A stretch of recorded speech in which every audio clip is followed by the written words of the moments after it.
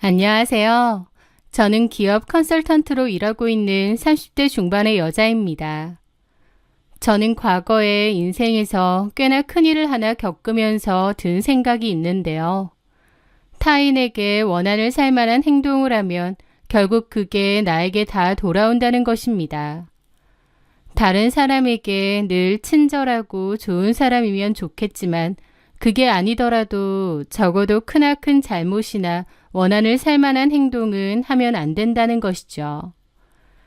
제가 이런 생각을 하게 된 이유는 뭔지, 또 저에게 어떤 일이 있었는지 그 사연에 대해 얘기해 보려 합니다. 제가 하는 기업 컨설턴트 일은 긴장도도 높고 바쁠 때는 야근도 많고 업무량도 많습니다. 저는 일이 끝나고 나면 긴장을 좀 풀기 위해 와인을 한두 잔씩 마시곤 했어요. 그러면서 와인을 좀 즐기게 되었는데 집에서 마시다가 나중에는 마음 잘 맞는 친구 하나와 분위기 좋은 와인바 등에도 잘 다니게 되었죠. 그날도 퇴근하고 나서 친한 친구인 유리와 함께 한 와인바에 가게 되었습니다.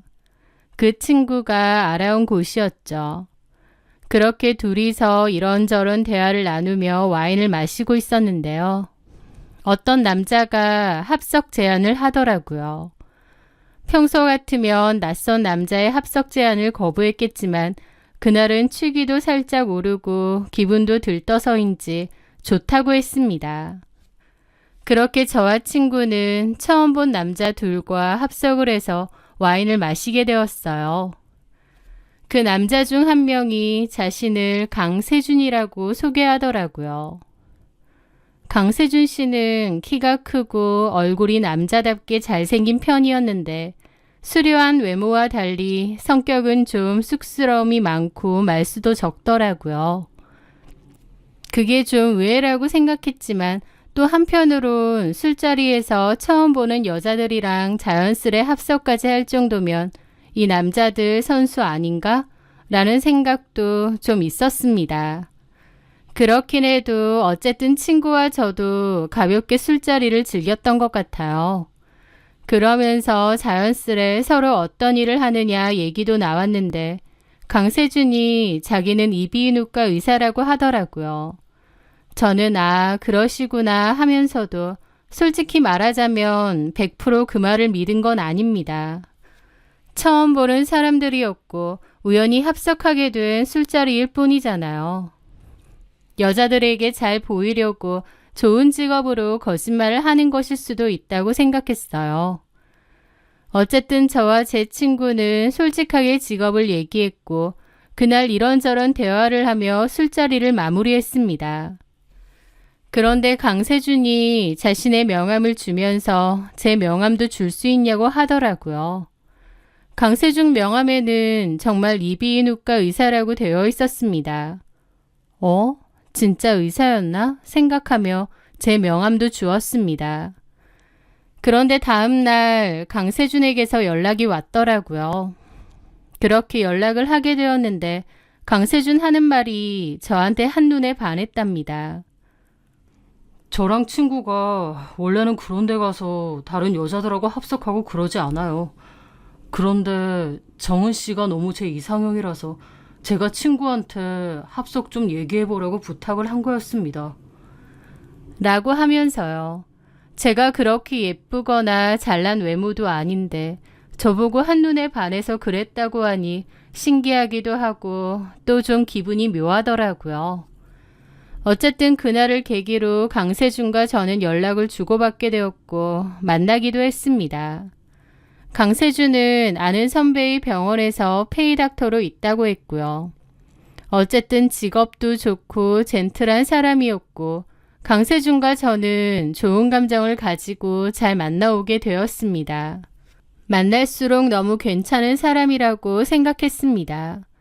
외모도 괜찮은데 성격도 수더분하고 좋은데다 직업도 좋고 사실 제 입장에서는 모든 조건이 다 완벽하다 싶은 그런 사람이었죠. 무엇보다 저를 너무 사랑해 주었고요. 그렇게 저희는 만난 지 9개월 만에 결혼 이야기가 오가게 되었습니다.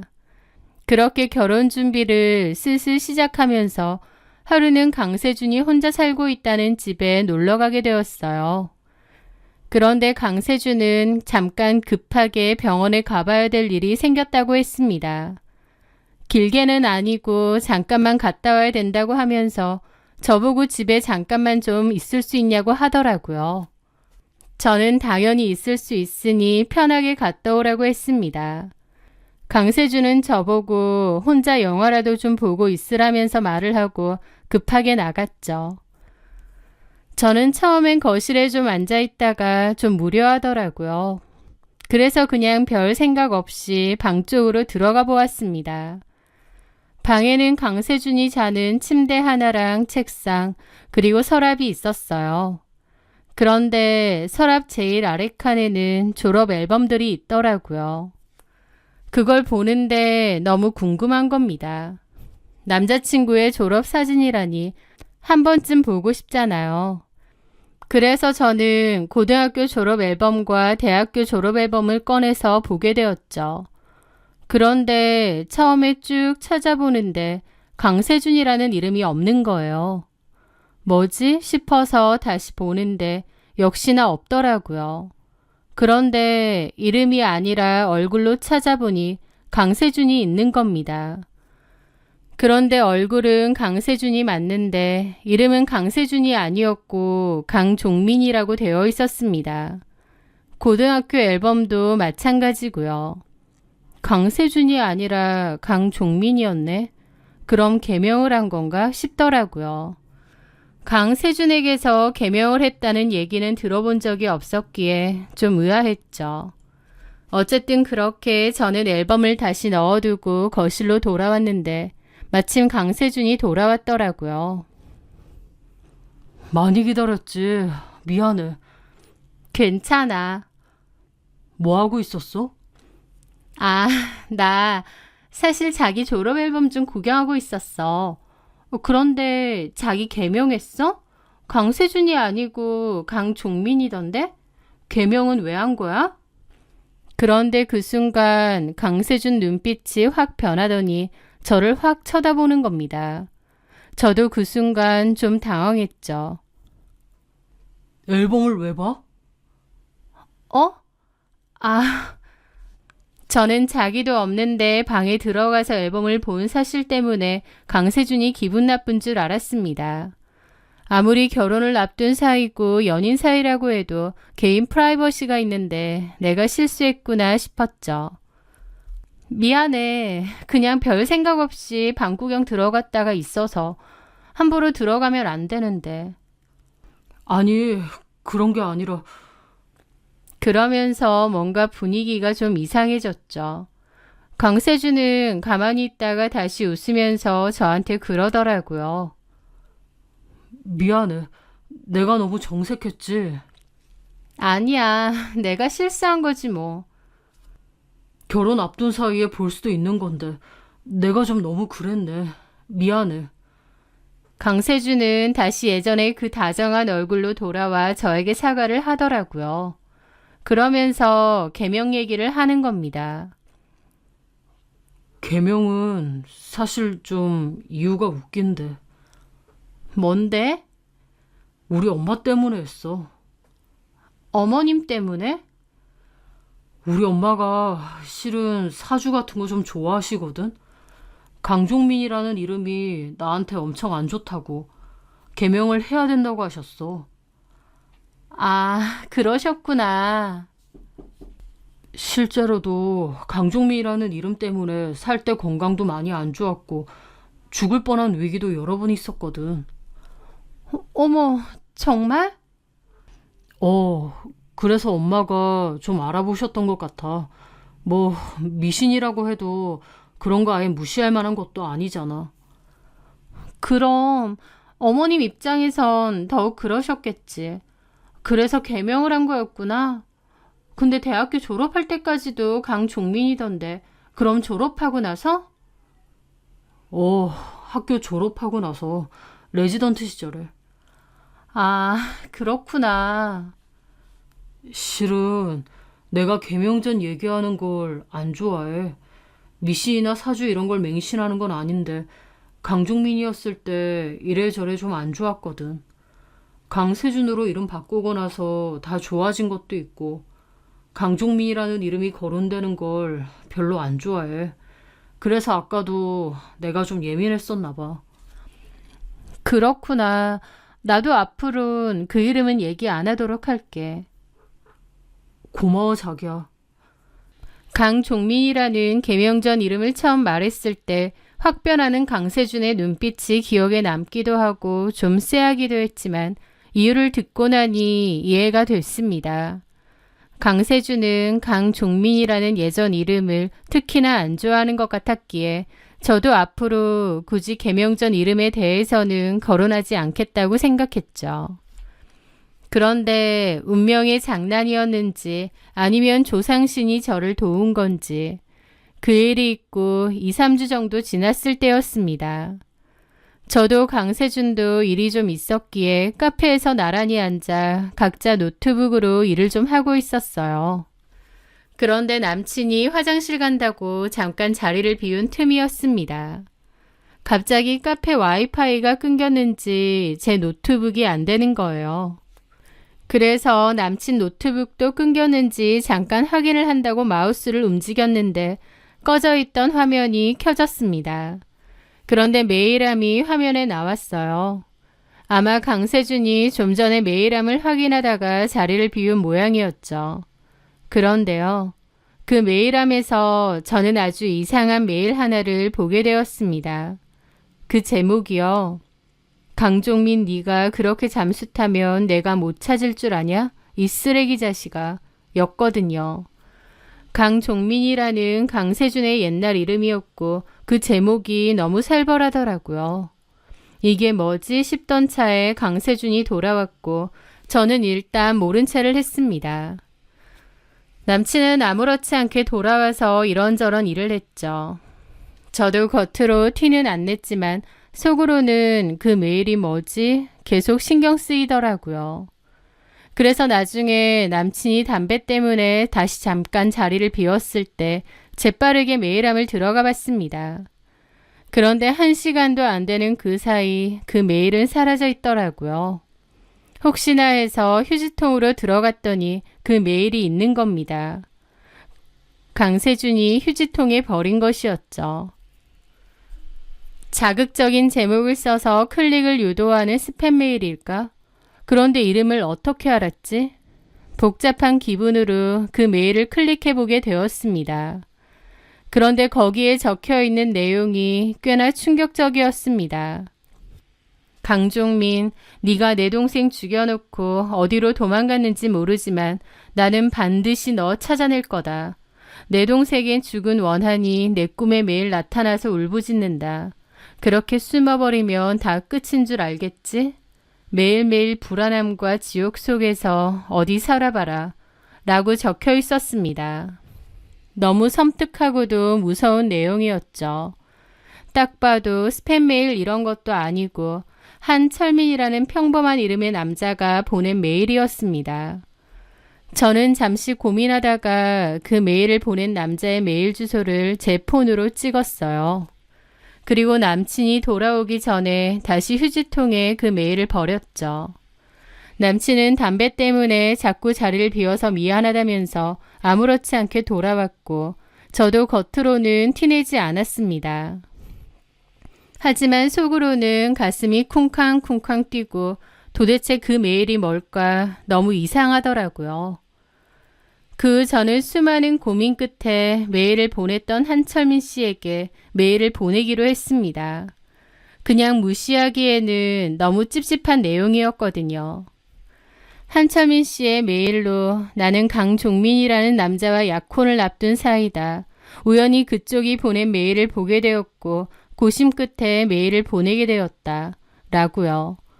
보내면서도 이걸 보내는 게 맞는지 아닌지 너무 걱정이 되었는데 결국 그냥 보냈습니다. 그런데 하루 만에 답장이 도착했어요. 그 한철민이라는 사람은 강종민 그 자식하고 결혼하지 말라고 그 자식은 사람 새끼도 아니라고. 자기를 만나면 그 자식이 어떤 인간인지 낱낱이 알려준다고 하더라고요. 이 사람이 어떤 사람인지도 모르는데 만난다는 게 말도 안 되는 행동 같았습니다. 하지만 그 남자가 사람 많은 번화가 카페에서 만나자고 했고 자기는 강종민이 어떤 인간인지에 대한 정보만 준다고 했습니다. 저는 많은 고민 끝에 결국 약속을 잡고 만나게 되었습니다. 약속 장소에 나가면서도 이게 잘하는 건지 뭔지 모르겠더라고요. 그렇게 카페에 도착했을 때도 그냥 돌아갈까 싶기도 했는데 그 고민을 하는 사이 한철민 씨가 도착했습니다. 안녕하세요. 메일 보내신 분 맞죠? 아, 안녕하세요. 자신을 한철민이라고 한 사람은 제 앞자리에 앉았습니다. 그 서슬퍼런 메일을 보낸 것 치고는 수더분하고 사람 좋게 생긴 평범한 사람이더라고요. 다만 얼굴이 좀 수척해 보이고 지쳐 보이는 인상이었습니다. 강종민하고 결혼 준비를 하신다고요? 뻔뻔한 자식. 내 동생은 그렇게 만들어 놓고 본인은 다른 여자랑 결혼까지. 하면서 부들부들 하더라고요. 무슨 일이었는지. 그 남자는 한숨을 내쉬며 강종민에 대해서 모든 이야기를 꺼내놓았습니다. 그냥 이야기만 하는 게 아니라 관련된 사진이나 증거들도 다 보여줬어요.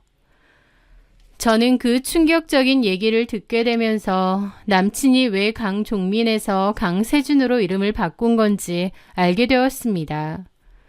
강세준이 말한 것처럼 사주팔자라던가 부모님 때문이 아니었어요. 이름을 바꿀 수밖에 없었던 이유가 있더라고요. 저는 너무 놀라서 입을 다물지를 못했고 머릿속이 너무 복잡했습니다. 그 남자는 그 모든 이야기를 열변을 토해가며 다 털어놓았습니다. 그 남자의 표정은 너무 서글퍼 보이기도 하고 착잡해 보이기도 하더라고요. 강종민이 어떤 인간인지 이제 잘 아셨죠? 선택은 본인이 알아서 하십시오. 하지만 이런 이야기를 듣고도 그 쓰레기 같은 인간을 선택한다면 그것도 본인 팔자겠죠. 한철민 씨는 저에게 강종민이 지금 어디 사는지, 어느 병원에 다니는지 이런 건 물어보지 않았습니다. 그런 건 자기가 알아볼 수 있다고 하면서 저를 곤란하게 만들지는 않겠다고 하더라고요. 강종민에게 깊은 원한이 있는 것 같았는데도 저를 위해서 저렇게 말해주는 것만 봐도 나쁜 사람 같지는 않았습니다. 한철민 씨는 모든 이야기를 끝내고 갖고 온 사진이나 서류를 주섬주섬 챙기더니 그대로 자리를 떠났습니다. 저는 한철민 씨가 자리를 뜨고 나서도 한참이나 일어나지 못하고 그 자리에 앉아 있었습니다. 너무 충격적이고 머리가 어질어질 하더라고요. 이런 얘기를 듣기 전까진 강세준과 행복한 결혼 생활, 행복한 미래를 꿈꿨습니다. 좋은 직업에 인물 좋고 성격 좋고 완벽에 가까운 그 남자. 그 남자와 결혼을 해서 꽃길만 걸을 줄 알았죠. 그런데 갑자기 알게 된 강세준의 비밀과 계명에 관한 진실. 저는 머리가 터질 것처럼 복잡했습니다. 그 생각할 시간이 필요했고 강세준은 왜 연락이 잘 안 되냐며 자꾸만 연락이 왔습니다. 저는 이런저런 핑계를 대며 연락을 피했고 계속 고민했죠. 그러다가 결국 결단을 내렸습니다. 헤어지기로요. 그런 비밀들이 있는데 결혼할 수는 없겠더라고요. 저는 강세준에게 헤어지자고 했는데 강세준은 왜 그러냐고 이유를 물어봤습니다. 저는 한철민에 관해서는 아무것도 말하지 않았고 그냥 이런저런 안 맞는 면들이 있었다고만 둘러댔습니다. 그런데 강세준은 제 생각과 달리 저를 붙잡지도 않았습니다. 알겠다며 바로 헤어지겠다고 했죠. 결혼까지 앞두었는데 그렇게 허무하게 헤어지게 되었던 겁니다. 헤어짐은 분명 제 선택이었지만 그럼에도 너무 힘들고 괴롭긴 하더라고요. 그러던 중 친한 친구들을 만나게 되었습니다. 저는 강세준과 헤어졌다고 얘기를 했더니 친구들 모두 몹시 놀라더라고요. 둘이서 곧 결혼 앞두고 있지 않았느냐, 사이도 엄청 좋지 않았느냐, 그런데 왜 헤어졌느냐고요. 저는 파혼 사유에 대해서는 일절 말하지 않았습니다. 어쨌든 이제 남남인 사람인데 구구절절 남들한테 뒷담하고 싶지도 않았거든요. 그냥 안 맞았고 그래서 헤어졌다 정도로만 얘기했죠. 친구들도 다 안타까워했고 저는 괜찮다고 했습니다. 저는 강세준과 파혼한 뒤 마음을 추스르며 하루하루를 보냈죠. 그렇게 시간은 흐르고 흘러 3달 정도 가까이 됐을 때였습니다. 저는 그때 정말 기막힌 소식을 들어야 했어요. 무슨 소식이었냐고요? 바로 강세준이 결혼한다는 얘기였죠. 그것도 상대방 여자가 혼전 임신을 해서요. 저랑 파혼한 지 3개월도 안 됐는데 상대방 여자가 혼전 임신을 했고 바로 결혼식을 올린다는 거예요. 그러니까 한마디로 저랑 파혼하자마자 다른 여자를 만났고 임신까지 해서 초고속으로 결혼까지 한다는 거죠.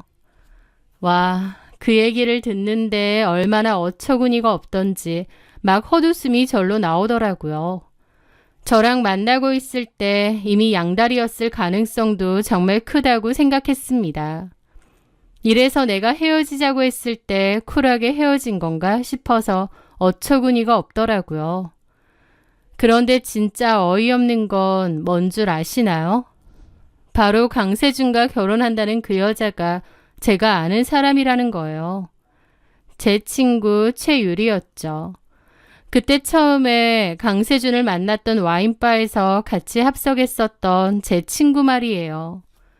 저는 강세준하고 헤어졌을 때 친구들을 만나서 파혼 소식을 전했다고 했잖아요. 그 친구들 중에는 당연히 유리도 있었습니다. 유리는 제가 파혼했다는 사실을 안타까워하기도 했어요. 그래놓고 뒤에서는 제 남친이랑 따로 연락해서 만나고 결국 혼전 임신으로 3개월 만에 결혼까지 하는 겁니다. 이게 얼마나 어이없고 기막힌 일인가요? 다른 친구들도 그 소식을 듣고 혀를 내둘렀죠. 유리 걔 미친 거 아니냐고요.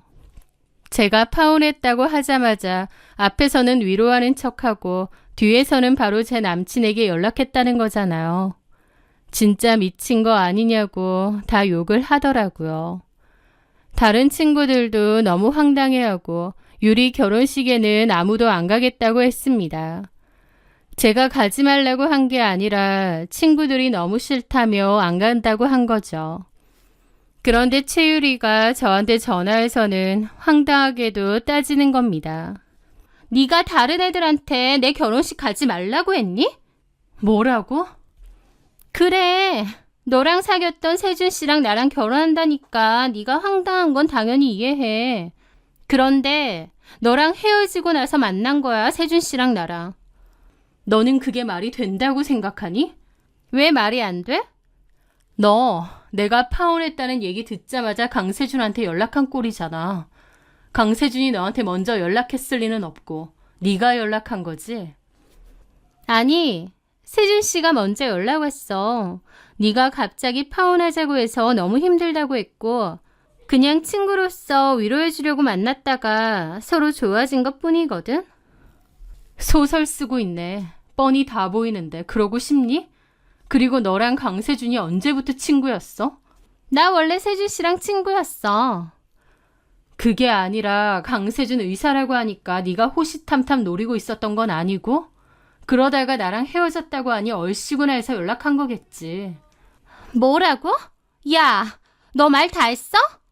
하고 싶은 말 더 있는데 내 입이 더러워질 것 같아서 안 해. 강세준이랑 결혼? 해. 하고 싶으면 얼마든지. 내 입장에선 네가 얼마나 우습고 측은한 줄 아니? 내가 뭐가 측은해? 내가 강세준하고 왜 헤어졌는지 그 이유를 모르잖아. 그래놓고 신나서 내가 버린 놈 덥석 주운 건데 안 측은하겠니? 왜 헤어졌는데? 어디 말해봐. 싫어. 내가 그걸 왜 얘기해줘? 그것 봐. 말도 못하면서 센 척하지 마. 라는데 코웃음이 절로 나더라고요. 어쨌든 너랑 세준 씨 인연 안 돼서 헤어진 것뿐인데 다른 애들한테 여론 조성하고 다니지 마. 나 여론 조성한 적 없어. 애들이 알아서 너 보고 남미새 같고 쌍년 같아서 결혼식 가기 싫다더라. 나 암소리 안 했어. 제 말에 최유리는 대답도 못하고 씩씩 하더라고요. 그러더니 그냥 전화를 끊었습니다. 내가 버린 약혼남 신나서 주워갔으면 그대로 결혼하면 되지. 뭔데 나한테 전화해서 이 지랄인가 싶더라고요. 하여튼 저는 끝까지 최유리에게 진짜 파혼 사유에 대해서도 강세준의 비밀에 대해서도 알려주진 않았습니다. 그 후에 그 둘은 예정대로 결혼을 했다고 들었어요. 그리고 또 시간이 흘러 2, 3개월 정도 흘렀을 때였습니다.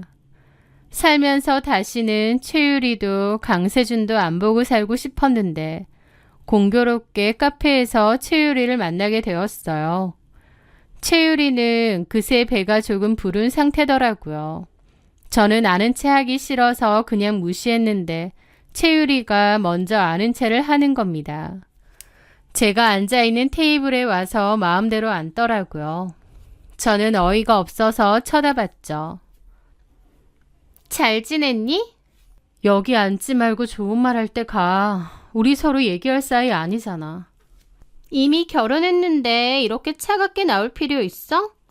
그렇게 세준 씨가 아까웠으면 왜 헤어진 거야? 내가 강세준이 아까워서 이러는 걸로 보이니? 참나. 깨 쏟아지게 사니? 그러면 그냥 둘이서 잘 먹고 잘 살아. 저는 짜증나서 커피 들고 자리를 옮기려고 하는데 자꾸 따라오더라고요. 왜 이래 자꾸? 네가 그때 그랬지? 강세준하고 파혼하는 이유 따로 있다고. 그게 뭐야? 그게 왜 궁금한데. 네가 지금 강세준하고 잘 먹고 잘 살면 그만인데 내 파혼 사유가 왜 궁금하냐고. 그 말에 최유리는 아무 말도 안 하더라고요. 저는 코웃음을 쳤죠. 살아보니 생각보다 별로인가 보지? 아니거든? 세준 씨 다정하고 너무 좋은 사람이야. 그러니까. 그러면 그냥 잘 살면 되잖아. 굳이 파혼 사유 캐고 다니는 이유가 뭐야? 라는데 뭔가 최유리도 찜찜한 표정이더라고요. 그래서 제가 그랬습니다. 그래, 좋아. 그렇게 궁금하면 내가 얘기해 줄게. 강세준 본명 아닌 건 알아? 제 말에 최유리는 무슨 소리냐는 듯 어리둥절한 표정을 짓더라고요. 강세준 본명 강종민이야. 개명한 거 몰랐지? 개명이 뭐가 어때서? 내가 헤어진 이유 개명 때문이거든. 뭐라고? 뭔 소리 하는 거야? 그 인간이 왜 개명을 했는지 그 이유에 대해서 알게 됐거든. 그래서 파혼한 거라고. 그러면서 저는 제가 우연히 강세준 노트북을 보게 된 이야기와 한철민 씨에게 연락을 하고 만나게 된 일들도 모조리 얘기해 주었습니다. 그때 만난 한철민 씨가 나한테 들려준 얘기 너한테 그대로 해줄게. 강세준, 한철민 씨 동생하고 4년 정도 만났대. 그러다가 결혼 전제로 동거를 시작했는데 동거하자마자 그 여동생이 임신을 했다고 했어. 그런데 막상 같이 살아보니 강세준의 문제를 알게 된 거지. 의사라서 직업도 좋고 돈도 착실히 잘 모으고 있는 줄 알았는데 같이 살면서 보니까 모은 돈은커녕 빚만 있더래. 알고 보니 강세준이 인터넷 도박에 빠져서 돈을 엄청 날리고 빚까지 졌다고 하더라. 자기 돈만 그런 게 아니라 한철민 씨 동생 명의로도 대출받아서 인터넷 도박 자금으로 썼을 정도였대. 낮에는 건실한 의사지만 밤에는 인터넷 도박에 중독된 도박꾼이었던 거지. 그러다가 그 여동생이 그걸 말렸대. 결혼도 해야 되고 아이도 낳아야 되는데 언제까지 인터넷 도박에 정신 팔려 있을 거냐고. 제발 그만 좀 하라고. 근데 중독자인데 말린다고 말려지겠니? 결국 그 여동생이 그만 좀 하라고 강세준 눈앞에서 인터넷선을 잘라버렸다고 하더라. 그런데 강세준이 눈이 돌아서 그 여동생한테 무자비한 폭행을 저질렀다고 하더라고. 그 일로 여동생은 유산까지 하고 정신적인 충격이 너무 커서 사람까지 좀 이상해졌다고 하더라고. 결혼 앞두고 아이까지 가졌는데 그 남자가 인터넷 도박 중독에 임신한 자신을 그렇게 때렸으니 그 여자 충격이 얼마나 컸겠니. 게다가 강세준은 그 여자더러 네가 네 몸간수 잘못해서 유산한 거라고 오히려 헤어지자고 했대. 결국 그 일로 한철민 씨 동생은 스스로 목숨을 끊었다고 했어. 제 충격적인 말에 최유리도 얼굴에 핏기가 사라지더라고요. 저는 계속 말을 이어갔죠. 한철민 씨는 그 여자의 친오빠야. 한철민 씨한테는 그 동생이 아니라 자식 같은 마음이 들 정도로 마음 쓰이는 동생이었대.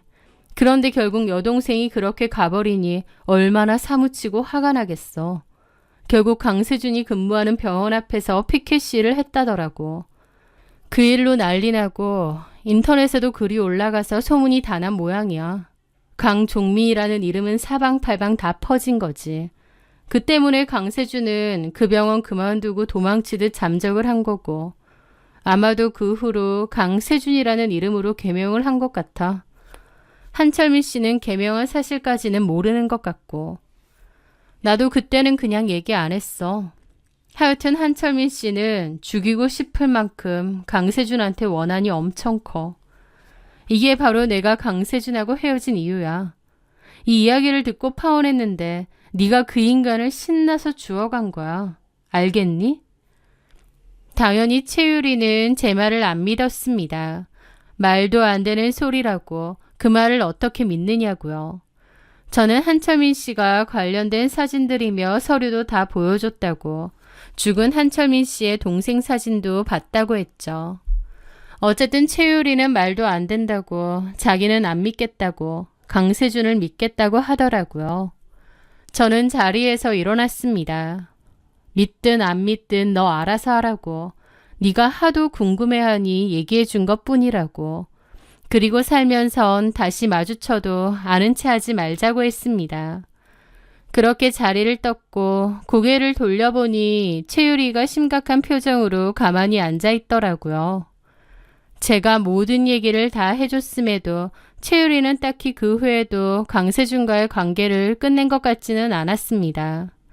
결혼도 했고 임신도 했고 이제 와서 끝내는 게 쉬운 일은 아니겠죠. 하지만 한철민 씨가 저에게 알려줬을 때 저는 과감하게 끝을 냈잖아요. 최유리도 제가 언지를 해줬으면 과감하게 끝낼 줄도 알아야 하는데 결국 모른 채 하기로 한 것 같았죠.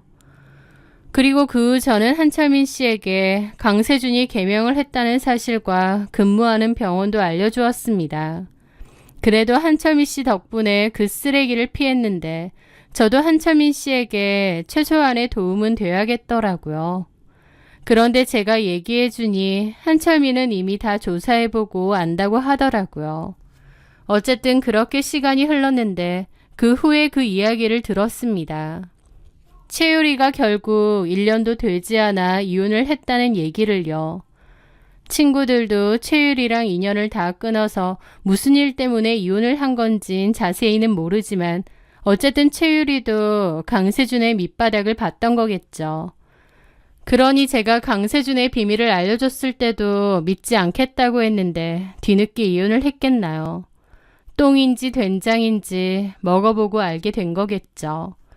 그리고요, 또 하나의 충격적인 소식을 들었는데 한철민 씨가 밤늦게 집에 가는 강세준을 뒤에서 습격했다는 얘기였습니다. 한철민이 골목길에서 강세준을 흠씨 두들겨 팼고 강세준은 그 일로 목숨에는 지장이 없지만 부상이 꽤나 심각하다고 하더라고요. 한철민 씨는 그 길로 바로 자수도 했다고 하는데 그렇다고 해도 폭행으로 인한 형량은 피할 수 없는 모양이었습니다. 하지만 한철민 씨는 강세준을 그렇게 때린 것을 후회하지는 않는다고 했던 모양이었어요. 동생 때문에 강세준에게 크나큰 원한을 가지고 살았던 한철민 씨가 결국 형을 받게 된 것은 너무 안타깝기는 하지만 그래도 한철민 씨가 후회하지 않는다고 하니 그의 마음이 조금은 후련해졌을까 싶기도 합니다. 게다가 강세준은 인터넷 도박 때문에 쓴 사채비 때문에 병원에까지 사채업자들이 다 들이닥쳐서 부상 치료도 안 받고 야반도주로 도망갔다는 얘기도 들었습니다. 도박 중독자의 말로가 저런 건가 싶어요. 어디에서 또 개명하고 두 얼굴로 살아갈지, 아니면 저러고 살다가 비명 행사할지, 그것도 아니면 또 누군가에게 원한을 사서 두려움에 떨면서 지옥 속에서 살지 모르겠네요. 그때 제가 우연히 강세준의 메일을 본 것이 지금 생각해보면 참 신기하고 조상신이 도왔구나 싶기도 합니다. 그 메일이 아니었더라면 강세준이 개명한 진짜 이유도 몰랐을 거고 아무것도 모른 채 그냥 결혼했을 테니까요. 이제 와서 보니 고급 포장지에 잘 쌓여진 쓰레기 중에 쓰레기였는데 말이죠.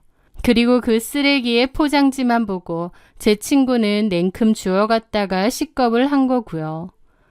강세준과 한철민 씨의 이야기를 떠올리며 남에게 상처와 원한을 주고 살지 말아야 된다라는 생각이 참 많이 듭니다. 한철민 씨도 부디 마음의 짐을 많이 덜어놓았으면 합니다. 강세준은 결국 어디에서라도 스스로 망할 인간이기 때문에 복수와 원한에 너무 매몰되지 않고 이제라도 행복해지셨으면 하네요. 제 사연 들어주셔서 감사합니다.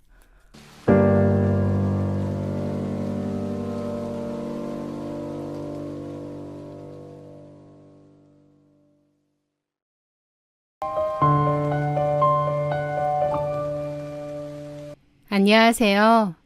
사람보다 무서운 건 없다는 말이 있죠. 저는 그 말을 경험으로 뼈저리게 느꼈습니다. 오늘은 제 전부를 빼앗으려 했던 천사의 탈을 쓴 악마들과의 전쟁 같았던 제 이혼 과정을 들려드리고자 합니다.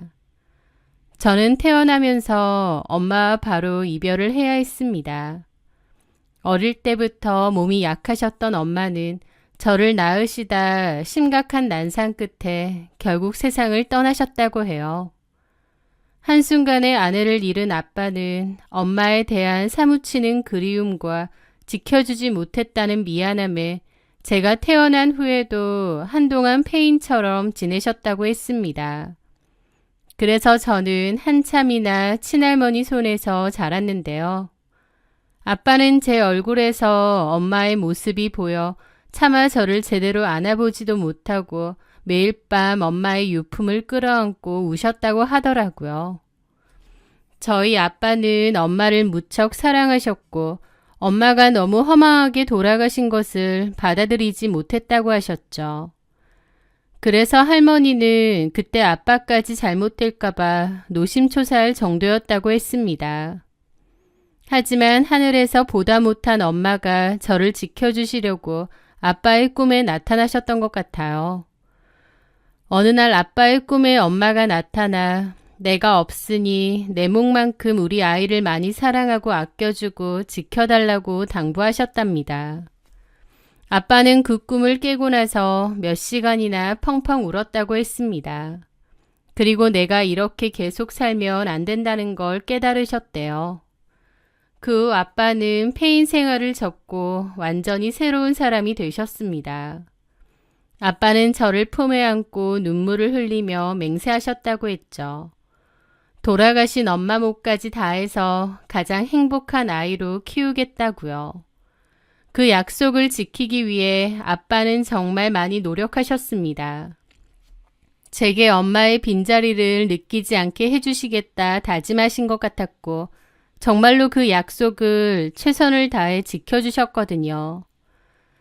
아빠는 아버지이자 동시에 저의 가장 다정한 엄마가 되어주시기도 했습니다.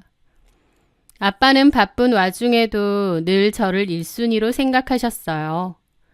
서툰 솜씨로 제 머리를 따주시고 아침마다 등굣길을 배웅해 주셨고 학교 행사에도 다 참석하셨습니다. 주말에 아빠도 많이 피곤할 텐데 시간을 쪼개서라도 저랑 놀러 다니고 추억도 많이 만들려고 하셨죠. 또 늘 제 편에 서서 제 이야기를 들어주시고 제가 하고 싶어 하는 건 어떻게든 해주려고 노력하셨습니다.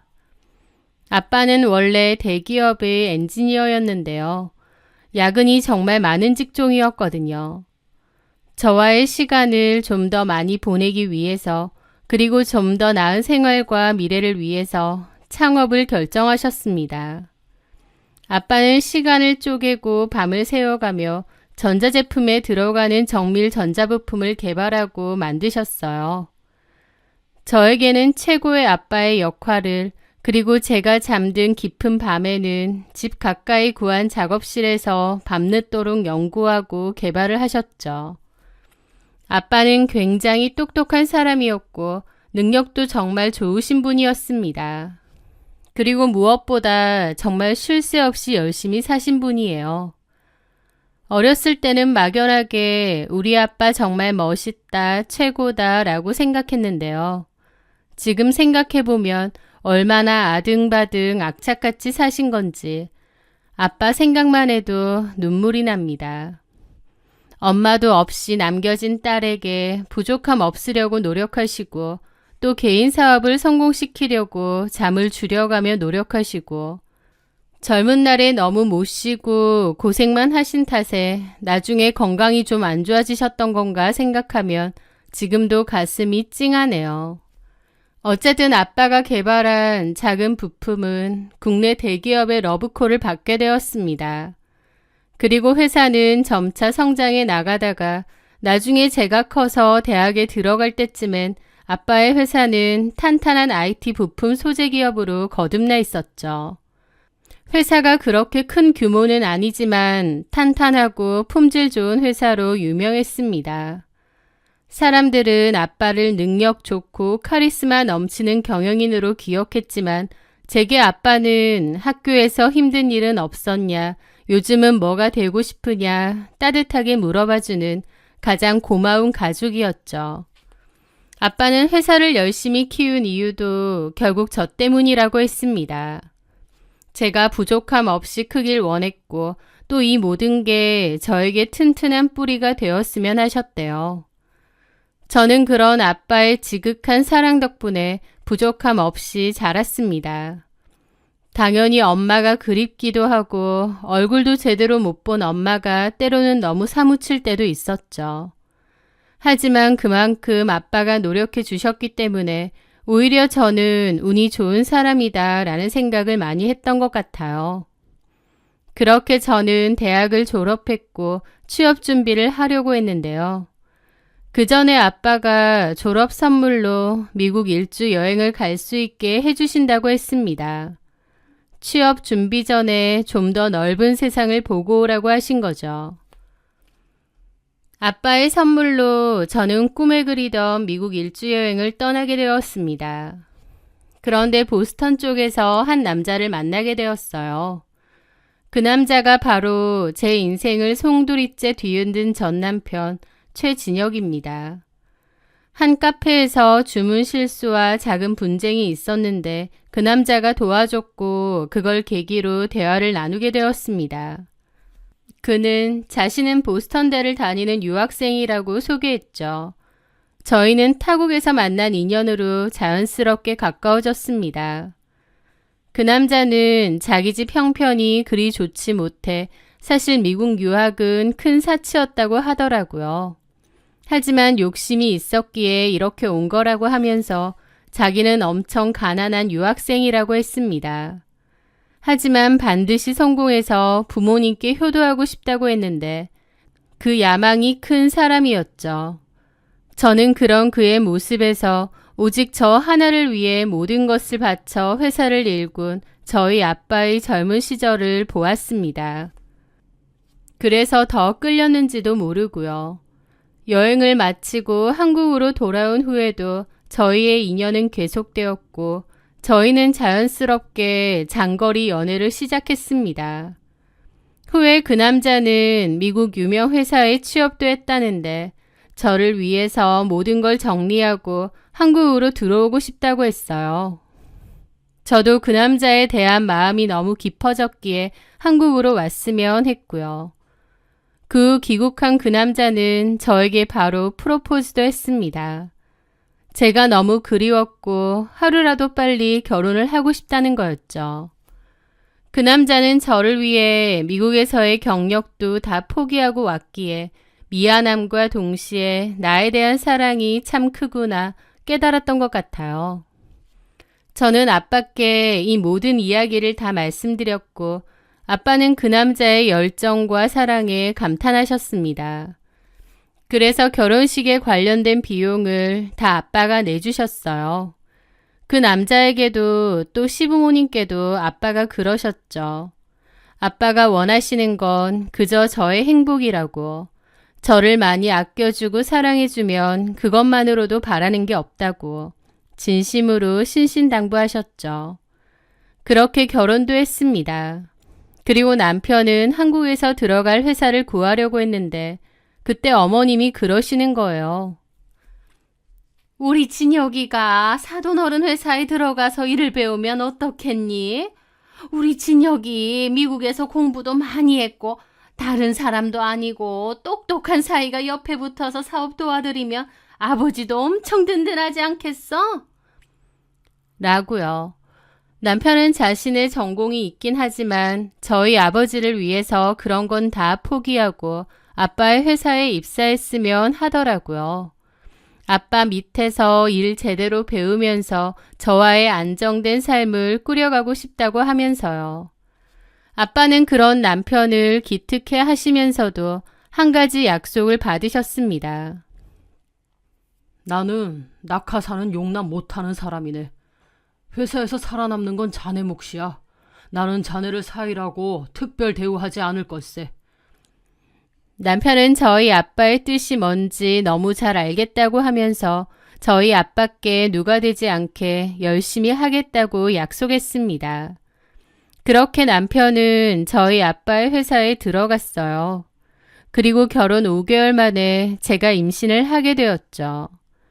제 임신 사실을 알게 된 아빠는 크게 기뻐하시면서도 저를 낳다 세상을 떠난 엄마가 자꾸 생각이 나시는지 조금은 유난을 떠시며 저를 챙기셨습니다.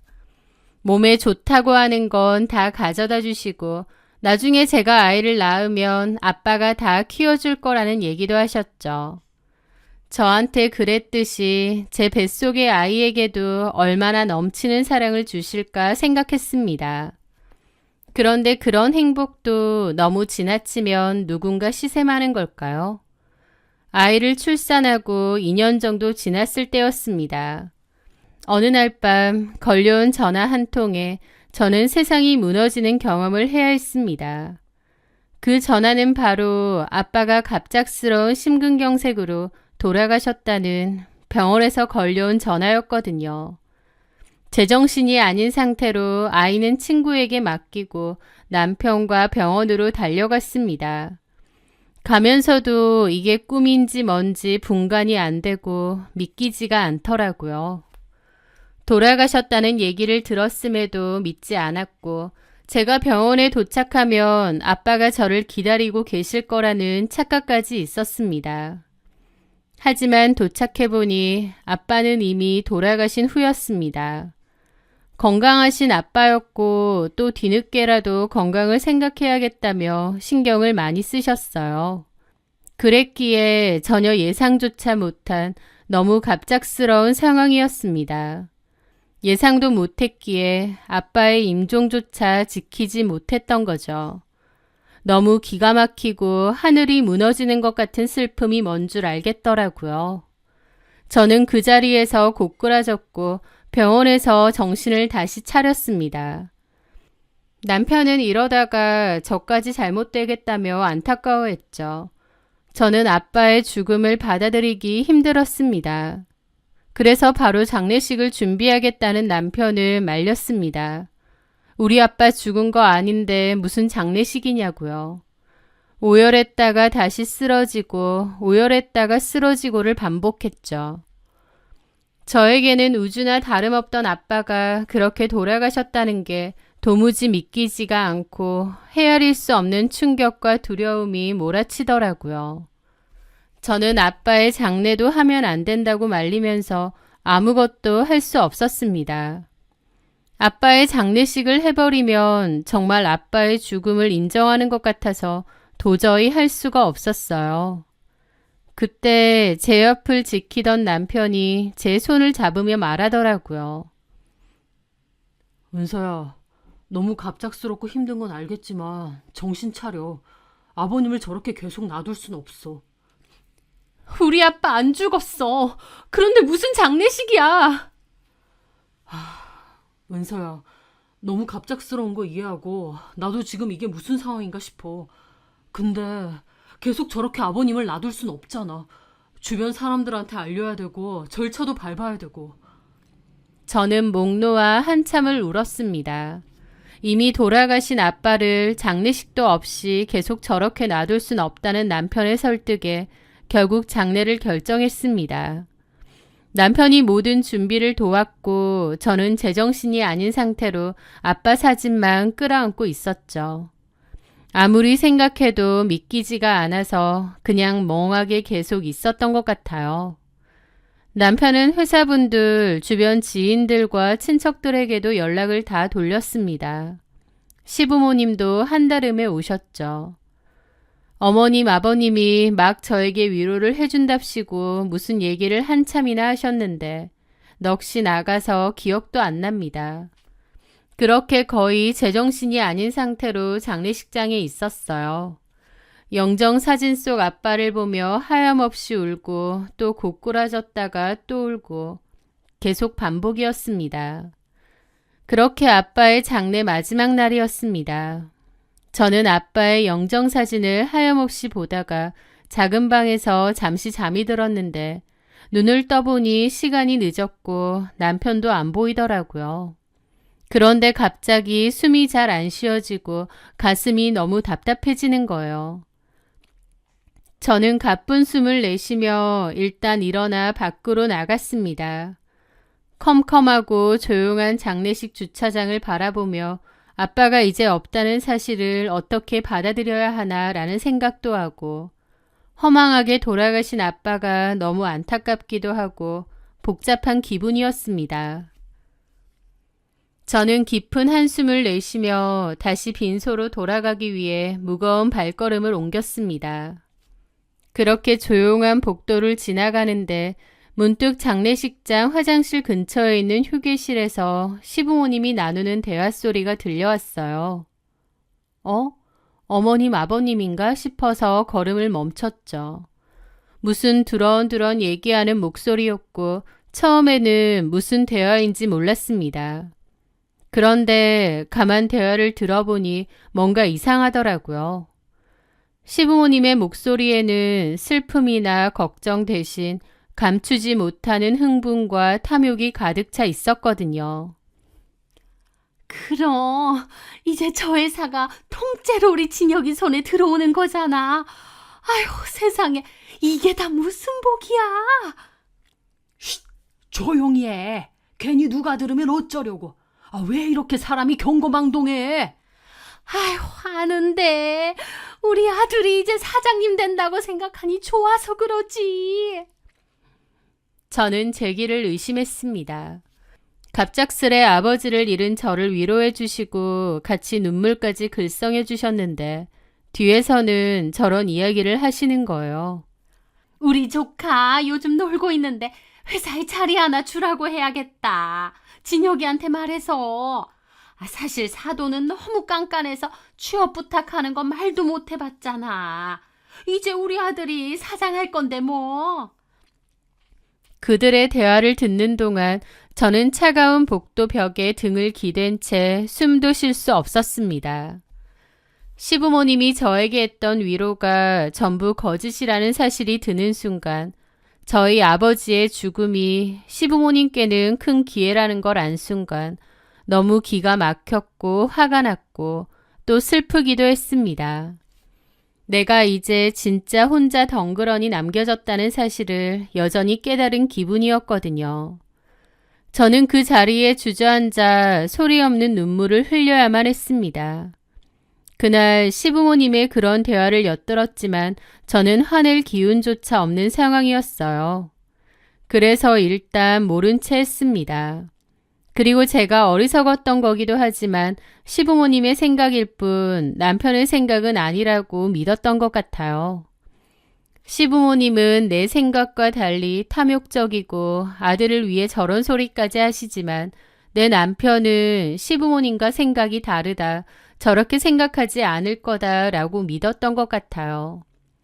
어쩌면 아버지가 갑자기 돌아가셨기에 제 멘탈은 이미 부서져 있는 상태였고 남편까지 시부모님과 한통속으로 나를 속이려 했다는 사실을 받아들이지 못했던 것 같아요.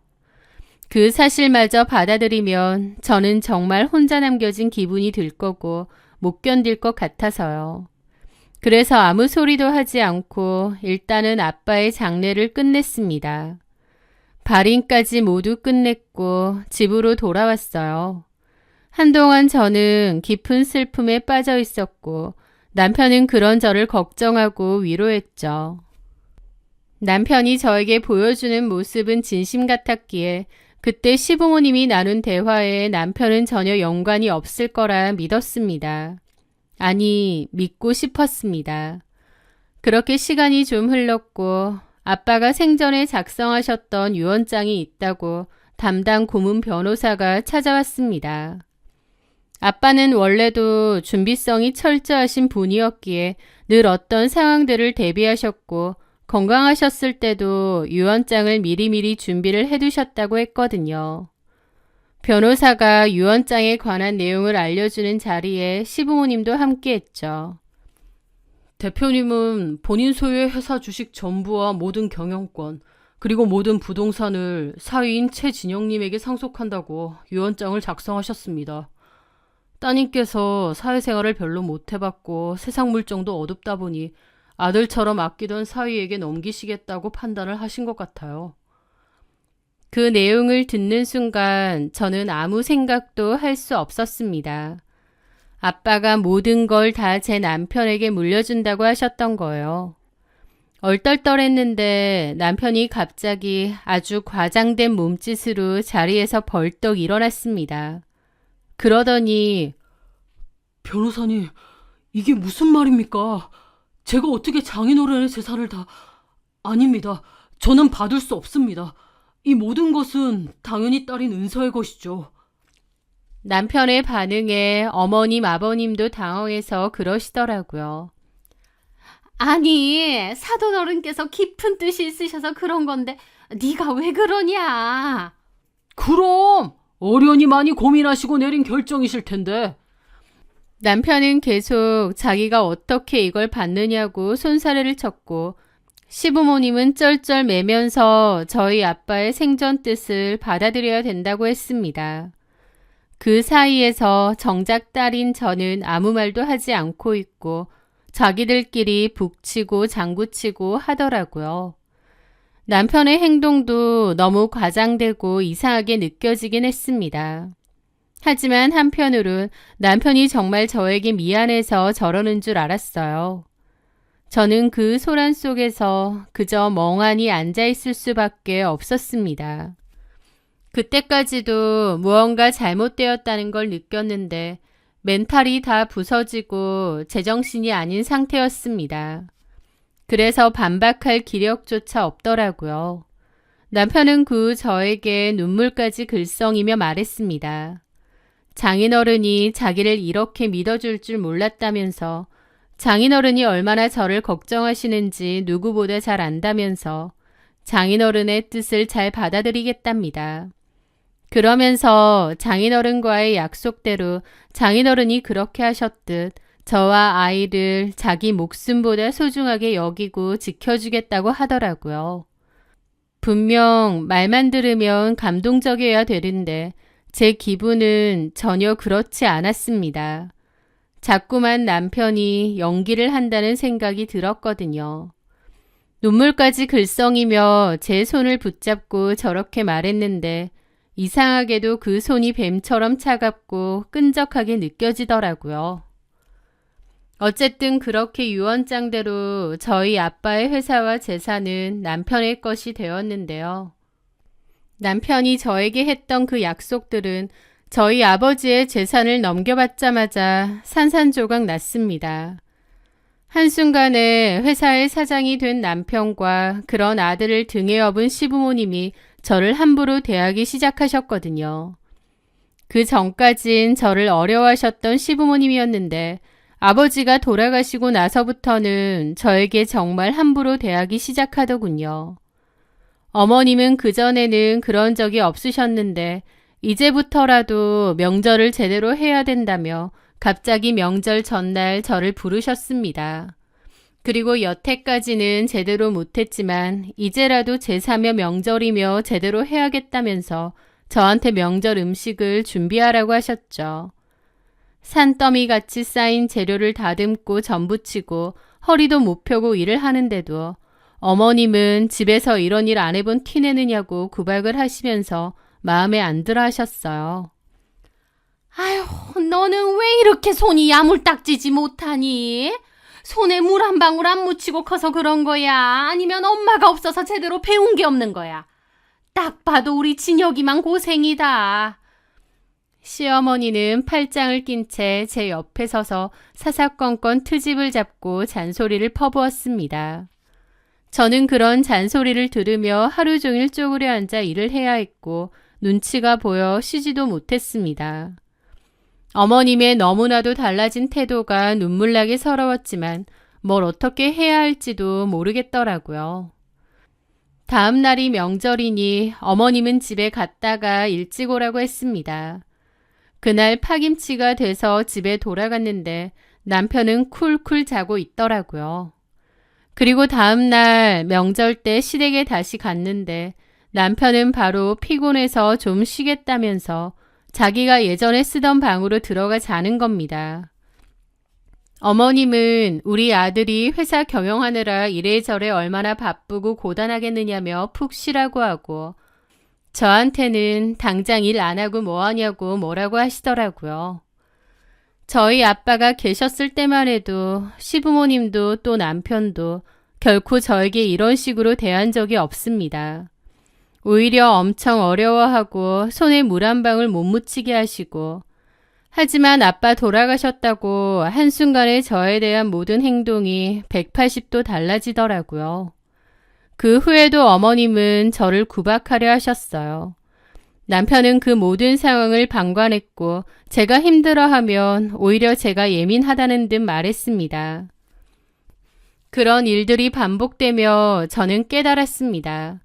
이제 나는 이 집에서 더 이상 딸 같은 며느리가 아니라 구박해도 상관없는 천덕꾸러기가 되어버렸다는 것을요. 그러던 중 어머님의 생신날이 다가왔습니다. 남편이 예약했다는 한정식 집에 가보니 시댁 식구들이 모여 저희 아버지가 사셨던 전원주택으로 이사갈 계획을 짜고 있었습니다. 우리 아들이 회사 대표인데 언제까지 이런 낡은 아파트에 살 수 없잖아. 사돈이 살던 전원주택 마침 비어있으니 거기로 이사가자. 거기가 우리 수준의 딱이지. 라면서 자기들 마음대로 저희 아빠 집에 이사를 가네 마네 하는 거예요. 저는 남편에게 따졌는데 남편은 오히려 당당하게 유언장에 그 집도 자기 앞으로 되어 있다고 하는 겁니다. 그 순간 저는 말이 안 된다는 생각이 들고 아빠의 유언장에 의구심이 들었습니다. 변호사가 내용을 알려준 유언장이었기에 당연히 아빠가 썼을 거라 생각했는데 그 집마저 사위에게 증여했다고? 말이 안 되는 결정이었어요. 아빠는 생전에도 저한테 집을 물려주기 위해 집을 잘 가꾸신다는 얘기를 하셨는데 회사는 둘째치고 집마저 남편에게 준다는 게 말이 안 됐거든요. 의구심을 품은 저는 그 길로 회사 고문 변호사를 찾아가 아빠의 유언장을 다시 보여달라고 했습니다.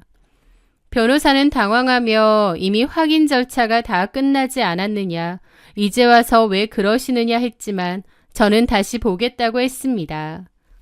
그 과정에서 저는 따로 변호사를 고용해 다툼 끝에 다시 아빠 유언장을 확인하게 되었죠. 그런데 분명 아빠의 글씨가 맞는 것 같긴 한데 마지막 사인이 이상하더군요. 저희 아빠는 왼손잡이셨고 그래서 사인 끝을 항상 독특하게 말아올리는 버릇이 있으셨거든요. 그런데 유언장의 사인은 그런 버릇이 보이지 않고 어딘가 어색한 필체가 느껴지는 겁니다. 저는 이 일을 그냥 지나갈 수 없었기에 필적조회를 의뢰했습니다. 그리고 그 결과 유언장이 위조되었다는 사실을 알게 되었죠. 결국 고문 변호사는 제 앞에 무릎을 꿇고 남편이 시키는 대로 했을 뿐이라며 모든 것을 실토했습니다. 진짜 유언장은 따로 있고 그 유언장은 만들어낸 것이라는 거죠. 변호사는 결국 숨겨두었던 진짜 유언장이 있는 은행 개인금고 열쇠를 저에게 건네주었습니다. 그리고 저는 거기서 저희 아빠의 진짜 유언장을 보게 되었습니다. 아빠의 글씨체로 쓰여진 제게 남기는 마지막 편지나 다름없는 유언장을요. 그 유언장의 내용은 이랬습니다. 저희 아빠는 저에게 만일 회사 일을 배우고 싶다면 아빠와 오랜 기간 같이 일을 해온 부사장님께 착실하게 일을 배우라고 하셨습니다.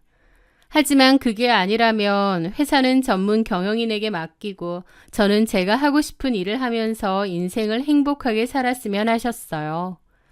저희 남편에게 회사든 집이든 상속하겠다고 하신 내용은 전혀 없었습니다.